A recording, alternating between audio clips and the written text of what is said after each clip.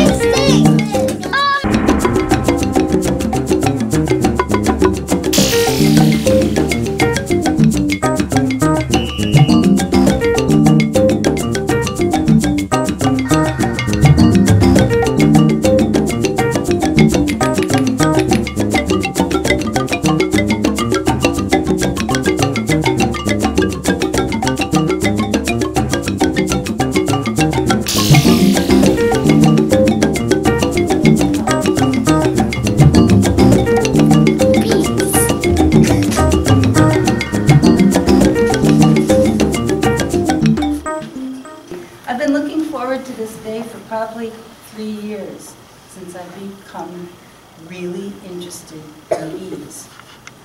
Dan's there, and Brian, our beekeeper, is right here.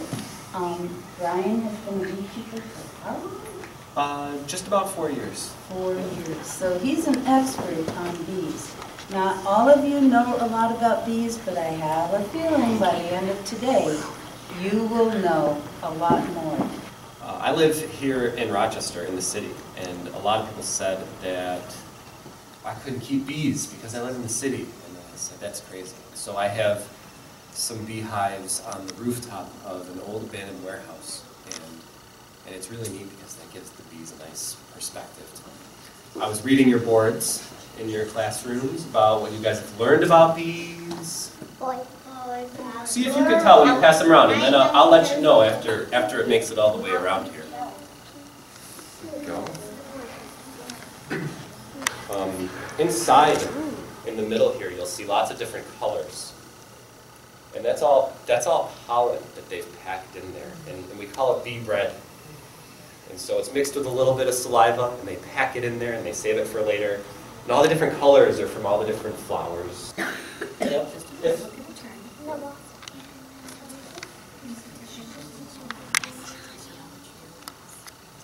So this you don't really need to be too careful with. This one here, just don't dump any up. This is just little pieces of pollen that the bees have dropped as they've entered the hive. So this is pollen that has fallen off, and if you shake this and look in there, you may actually see a bee leg. There is a bee leg in there. So, Is it dead? Yep. Is it dead? It's just a leg. And it's a little bit foggy right now because we were outside driving in the car, and then we came in more. So does anyone know what this is? I hear it. I hear it. That's okay. Put your hands down. It's the bee's hole. And you just puff a little bit of smoke in there, and it calms them down. And, if you notice, on the edges of that frame that you're passing around is a really dark yellow substance on the wood. That's propolis, and they use that. It's like glue. You can think of it as bee glue. They glue everything together with that.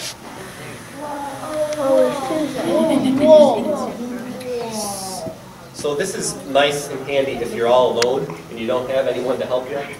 Yeah, somebody noticed this one was black. Well, this one has a black foundation, which, again, this is just plastic they'll build on. But I use these sometimes because it makes it easier for me to see the larva. Josie. Because what color is the larva? Yeah, and it shows up better. Yeah. So all this is, and when you guys come up in a little bit to look, you can see along the bottom of the frame, there's some wires. Only female bees sting. It's true, only female bees will sting, yep. How could you tell though just looking at it? What do you got? Female bees are workers, and workers tend to be smaller than drones. That is spot on. That is exactly right. So they don't want to keep these drones around that aren't working and they're not doing anything. Why are we going to keep them around and feed them? So they kick them right out of the hive. This is a cage. This is a cage for a queen. A lot of times, what will happen is if you want to have another hive, that long piece, it's filled, it's got candy in it.